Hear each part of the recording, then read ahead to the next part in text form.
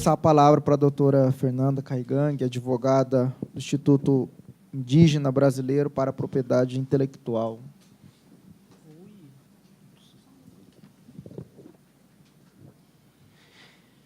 Ai, difícil tarefa falar por último. Uma tarefa ainda mais difícil falar depois da Thelma, né? Da próxima vez tu fala por último, tá? Porque eu falaria com coragem e agora eu estou com medo. Isso é raro numa caingangue. Eu sou Fernanda, sou caingangue. Queria agradecer, antes de mais nada, a FGV por dar esse espaço de escuta. Visibilidade é uma das nossas grandes pautas, porque massacres têm ocorrido e eles têm sido silenciados. A nossa voz precisa ser ouvida, né? Que bom que a FGV é um parceiro nosso. Queria agradecer também o Paulo Pancararu, o escritório, né? Dora, Azambuja e Oliveira, por essa oportunidade, porque é uma oportunidade de rever amigos, né? De conhecer novos parentes e de trocar experiências. Quem sabe ganhar aliados que venham a ser fundamentais num projeto de futuro para os nossos povos, porque é o nosso futuro que está ameaçado, né? Felizmente, já que os outros já falaram, então a minha fala pode ir um pouco além. Pode ir para frente, por favor? Eu sou caingangue, o caingangue habita em 4 estados, né, do Brasil. Nós somos um grande povo que habita em pequenas terras. Então, nós temos problemas sérios de degradação ambiental e de erosão cultural. Nossa língua foi proibida na década de 70 para que as crianças pudessem aprender a falar o português. Então, a educação foi usada como uma ferramenta de destruição da nossa cultura por dentro. Então, eu vim aqui falar um pouquinho da conjuntura que a gente vive, mas do que nós temos enfrentado, dos desafios que nós temos, mas das expectativas que nós temos. Porque nós somos resistentes, nós somos resilientes, nós somos preparados para a guerra. Ninguém falou para a gente que ia ser fácil, nem na academia, nem fora dela. Então, eu não prometo falar tudo que está aí, porque, afinal de contas, está escrito, né? E aí, eu vou tentar fazer alguns comentários adicionais ao que os meus colegas já falaram, e quero saudar e reverenciar as nossas lideranças tradicionais, os nossos caciques e os profissionais que a gente vê, né? Os mais jovens e os não tão jovens, né? No passado, o IBGE não estava lá, então estima-se que havia entre 5 e 10 milhões de indígenas, de pessoas com almas, com culturas, com leis próprias. Bom, 517 anos depois, né? 1000 povos, 1000 línguas, que eram proprietários de 100% desse país e dos países vizinhos, no caso do Guarani, né? E que hoje vem na Constituição Federal, no artigo 231 e 232, o resultado da marcha da geração dos nossos pais. Não foi gratuitamente. Sem WhatsApp, sem Instagram, sem Facebook, eles foram para Brasília e fizeram o Congresso Nacional ouvir a nossa voz. A fala do Ailton Krenak é um marco histórico. As lágrimas dele simbolizavam as nossas. O nosso direito à terra é um direito pela origem. Ele independe de demarcação. E é por isso que a Constituição Federal reconhece esse direito. Ela não cria esse direito. Nossas terras foram demarcadas com sangue. E o direito a essas terras não vai deixar de existir porque tem uma bancada ruralista que domina uma maior parte desse território, mas isso ninguém diz, que é muita terra para pouco deputado. E tem a audácia de dizer que vão alterar a Constituição, que vão ferir o princípio dos 3 poderes, porque dizer que o legislativo que tem que criar leis, né, e cria leis em favor deles mesmos, e contra o trabalhador, porque não são só os direitos dos povos indígenas que estão indo por água abaixo, não. O do trabalhador, o do professor, o dos aposentados. É um retrocesso geral, não somos só nós. Mas o brasileiro está distraído com outras coisas, né? Quem foi a escola de samba que ganhou este ano? Enfim, eu estava ouvindo a Vai Batucar agora há pouco. A Constituição Federal de 88 não é a primeira Constituição que reconhece o direito à terra. Por que o marco temporal estabeleceu que, se nós não estivermos na terra em 5 de outubro de 1988, eu moro na terra indígena Serrinha. Eu não estava lá em 5 de outubro de 1988. Meus ancestrais foram arrancados dali, à força, para trazer os italianos e os alemães, fugidos do pós-guerra, que vieram enganados. Eles vieram achando que eles teriam uma terra para comprar. no sul do país, o governo do estado tem que indenizar a terra, porque foram eles que venderam. E, para arrancagem de lá, ou eles mataram, ou eles mandaram roupas contaminadas com doenças, brinquedos contaminados, para que as nossas gerações não sobrevivessem.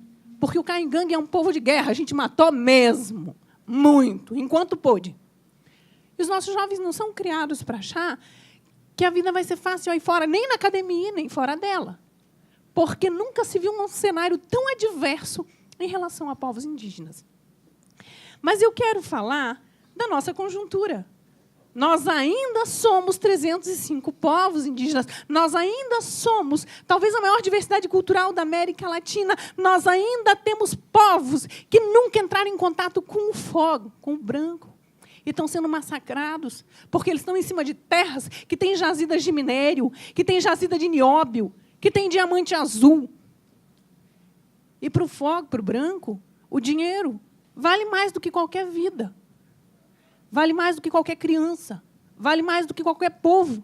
Nós estamos em cima de um país genocida, que matou e que premiou os que mataram. Vocês, alguns de vocês talvez sejam paulistas, os bandeirantes, às vezes são orgulho, né, da capital, mas, assim, eles eram matadores de índios, eles ganharam prêmios e títulos de nobreza por assassinar os nativos dessa terra.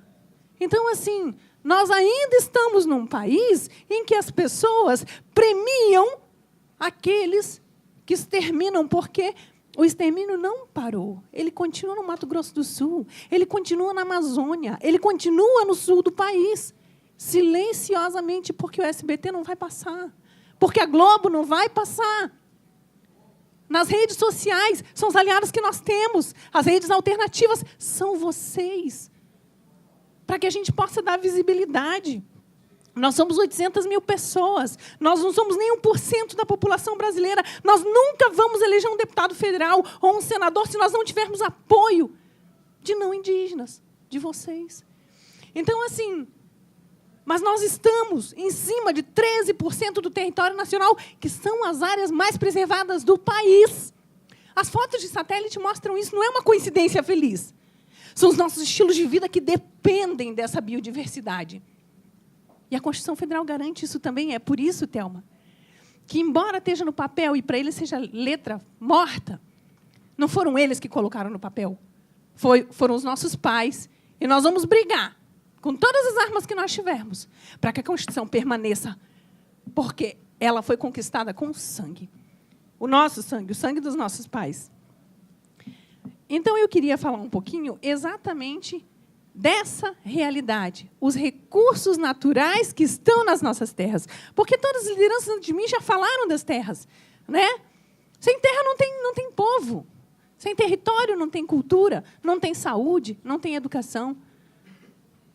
Então, nesse momento, nesse exato momento, nosso patrimônio cultural, o conhecimento que nós temos sobre as plantas, sobre os animais, né, sobre os recursos genéticos presentes nesses 13%, que são as áreas mais conservadas do mundo, estão sendo vendidos.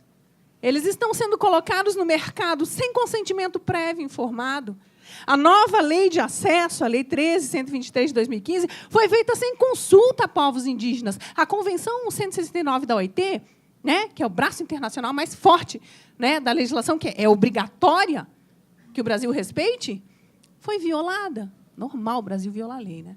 Quer ler conto de fada para criança? Lê a Constituição. Todos têm direito à moradia, habitação, todos têm dignidade, são iguais perante a lei. Mentira. Então, no contexto nacional, nós estamos vendo o conhecimento que os nossos pajés têm, que os nossos xamãs, os nossos tuxauas têm, ser comercializado sem que a gente tenha consentido. Alguns setores do governo foram consultados e outros não. Por que a indústria foi consultada entre os setores da sociedade civil? Por que a academia foi consultada e nós não? Nós somos donos do nosso conhecimento. Parente, nós somos donos das nossas terras? Não, pela lei nacional, não. Pela Constituição Federal, nós somos possuidores. E agora eles estão dizendo para a gente que nós também não somos donos dos nossos conhecimentos. Nós somos possuidores. E tem uma diferença. O possuidor não decide o que fazer. Ele só usa. Nós só temos direito de usar a nossa terra. A gente não pode vender, alienar, doar, trocar. Não, não pode. Porque eles esperavam que a gente desaparecesse, que a gente perdesse as nossas culturas, as nossas línguas, os nossos valores. Então, a terra seria do governo, estava tudo resolvido. Tinha um plano de genocídio em andamento. E ele não se sustentou, porque nós fomos para a academia, doutor. E nós saímos do doutorado continuando a ser terenas, continuando a ser caingangue, continuando a ser tuxá, continuando a ser chavante. Nós só pegamos conhecimento dali para voltar para as nossas áreas.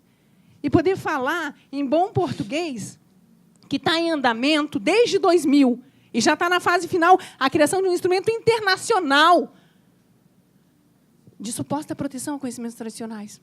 Quanta participação indígena tem lá? É mínima, é reduzida, é excludente. Mas o Brasil está lá. E eles falam da lei nacional como se ela fosse, assim, um primor. Fizemos o dever de casa, temos uma nova lei nacional. Os nossos conhecimentos estão sendo vendidos sem que nós saibamos. Está aparente, mas por que isso é importante?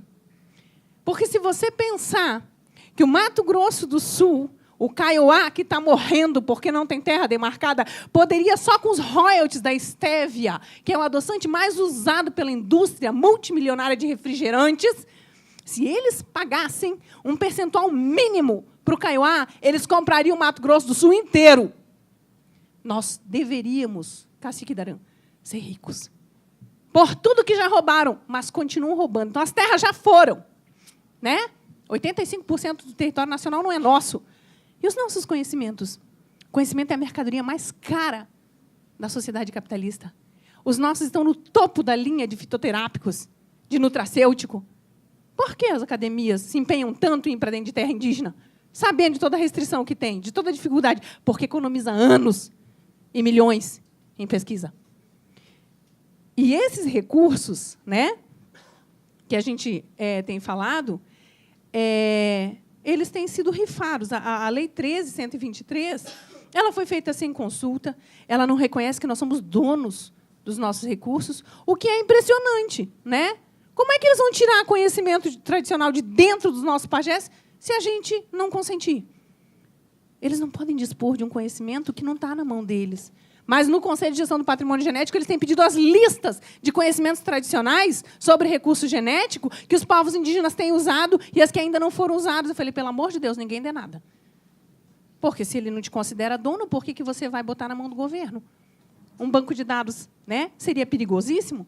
Eles não reconhecem que a gente tem direito a negar o acesso. A dizer, não, eu não quero que você acesse. O caingangue é tratado, a menina caingangue, quando nasce, é tratada para que tenha um cabelo longo, liso, negro. Quanto vale na indústria da cosmética o cabelo perfeito? Nós temos remédio para recuperar a calvície. Quanto vale isso no mercado aí fora? Sabe por que isso não está patenteado e o caingangue é um povo rico? Porque em 20 anos a patente cai. Eu não posso vender a herança dos meus filhos. A diferença que existe na propriedade intelectual é que o conhecimento é privatizado. Ah, Fernanda, mas tem a Unesco e tem o IFAM. Né? Você pode proteger como patrimônio da humanidade, como patrimônio do Brasil. Não é patrimônio da humanidade. Não é patrimônio do Brasil. É caingangue. Então, assim, o direito não oferece soluções para a proteção de conhecimento tradicional. Ele diz, ou você coletiviza, ou você privatiza. Mas ele não reconhece quem são os donos, porque são coletividades. Então, nós estamos num impasse. Um impasse de proporções internacionais que envolve milhões em dólares.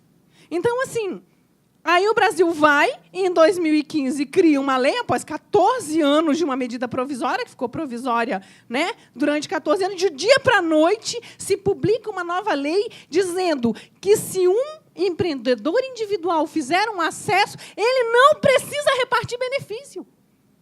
Quem foi que autorizou isso? Que a FUNAI pode dar consentimento prévio no meu lugar. E a tutela? Ela não foi embora? Nós não somos capazes? A gente ainda é tutelado pelo governo? E a nossa tutela de direitos bailou. Então, assim, se um de vocês for lá, como laranja de uma empresa, né, de uma multinacional, e fizer o pedido de patente sobre o nosso remedinho lá para o cabelo, para a calvície, você não precisa pagar nada. Mas você vai ganhar muito. E nós vamos continuar sendo o que nós sempre fomos no nosso país. Estrangeiros na nossa própria terra, fonte de subsistência. Aqui tem alguns exemplos, e a gente não vai comentar pelo tempo, né, de usos, de grafismo, de canto, de dança. Né? E o Embrapa foi criado para isso, para trabalhar uma parte muito específica, sem repartição coletiva, sem pedido de consentimento prévio. Os povos do Xingu não sabiam. É lindo, eu também queria ter um, mas quando eu falei com eles, disseram, não, a gente só ficou sabendo pela internet. Então, assim, e usa o nome, Xingu, né? Para vender, porque tem valor agregado. Então, assim, a diferença entre conhecimento tradicional é básica. O quilo do chá está 50 centavos de dólar. O quilo do Taxol custa 12 milhões de dólares. Isso é dizer, o teu conhecimento vale 50 centavos, mas o nosso, quando sintetiza, vale 12 milhões. Trata câncer. Tá? Então, assim, é uma sociedade hipócrita. E é um direito que não serve para proteger coletividades, é um direito que serve a interesses econômicos. Está aqui a Stevia, né? É o adoçante mais aplaudido pelas mulheres. A Stevia Guarani. Tá? A Stevia Guarani. Os Guarani deviam estar ricos enquanto eles estão reunidos para ver como é que eles sobrevivem mais um pouco em territórios reduzidos. A Polícia de Fronteira sabe. A magistratura sabe. A Polícia Federal sabe. E eles estão sendo massacrados todo dia, mas o país não sabe. Se publica no Le Monde. Se publica na Espanha, não é o país. No Brasil, ninguém publica. Por quê? Porque, no passado, eles disseram, isso aqui é Cananéia, né? Isso aqui é São Paulo, aqui, ó. Isso aqui era terra Caingangue, tá? Então, assim, disseram, eles não têm alma, eles não têm leis. A terra, se eles não são seres humanos, eles também não têm bens. As terras deles são coisas de ninguém. E agora, esse mesmo conceito jurídico está sendo usado para expropriar conhecimentos tradicionais, foi usado para expropriar territórios. Não reconheça que eles são donos. Então, nós, do governo, poderemos usar, poderemos vender, a academia poderá acessar, em nome da divulgação, em nome do bem-estar público. Então, assim, o domínio público de que todo mundo fala na propriedade intelectual nada mais é do que um pretexto. Ele não pode ser aplicado a conhecimentos tradicionais sem consentimento prévio, sem repartição de benefícios, porque senão é roubo. E aí estão em andamento outros, né, já foi citado, projetos de arrendamento, de mineração, né, leis internacionais em andamento. E, para terminar, eu quero, né, perguntar para a nossa plateia se vocês realmente acham que o genocídio terminou. Essa criança foi assassinada em 2012 por fazendeiros no Maranhão. Teve um massacre esse ano, né, lá no Maranhão também. Um bebê degolado em 2015 em rodoviária. Então, assim, o genocídio ele faz parte da nossa história. E a tentativa de fazer uma limpeza étnica, de acabar com os povos indígenas do país, ele não terminou, ele continua. Mas continua também, paralelamente a ele, um outro tipo de crime, a destruição dos nossos povos no plano cultural. É você retirar o território, é você retirar a saúde, é você roubar as verbas, porque as verbas da CESAI são 3 vezes maior do que as verbas para a saúde do fogo, do branco. Mas elas não são bem usadas, elas são desviadas. Tem ruralista chefiando de SEI, que são os distritos sanitários especiais indígenas, colocando gente que não tem compromisso e nem formação com saúde, mas estão lá, usando o nosso dinheiro, ganhando 10 mil reais como apoiador para não fazer nada, enquanto falta remédio nas aldeias, porque eu moro em aldeia. E meu filho nasceu com toxoplasmose por falta de água potável. Aí as pessoas dizem, não, a saúde está muito bem, obrigada. Isso é etnocídio. Você destrói de outras maneiras. E os nossos conhecimentos fazem parte dessa estratégia, né? De você usar a extinção da língua, de você destruir a cultura, de você discriminar, de você silenciar, de você invisibilizar. Eu prometo que eu vou terminar. Né? Depois que vocês lerem isso tudo, né? Que são as nossas expectativas, os nossos desafios, mas é dizer assim, nós temos protagonismo, nós podemos discutir, quem tem que dar consentimento somos nós. Quando se criar uma lei, ela tem que ser discutida com a gente se ela nos afeta, porque nós somos perfeitamente capazes de dizer isso serve e isso não. Isso tem sido violado. Nós não queremos que se criem novas leis, basta respeitar as que já tem. Respeita a Constituição Federal, Respeita a Convenção 69. A Declaração da ONU durou 27 anos para ser aprovada, porque nós queremos ser povos indígenas, porque isso inclui direito a território. É por isso que a Constituição não usa, ela fala índios. E é por isso que a nova legislação de acesso também não usa, ela fala populações. Nós somos povos indígenas. Bem, não existe, está aí uma bibliografia que a gente pode sortear para os participantes depois. Não existe uma expressão em Caingangue para dizer muito obrigado. A gente costuma dizer que foi muito bom estar aqui, né? Idmahati, né? Significa foi muito bom estar aqui. Tem uma expressão aqui para finalizar, que é de um povo indígena da África do Sul, e eles cumprimentam dizendo Savabona Chicoba, para dizer eu respeito você, eu valorizo você, você é importante para mim. Quem sabe quando a sociedade brasileira puder dizer para a gente Savabona Chicoba, né, nós possamos responder, então, nós existimos para vocês. Muito obrigada.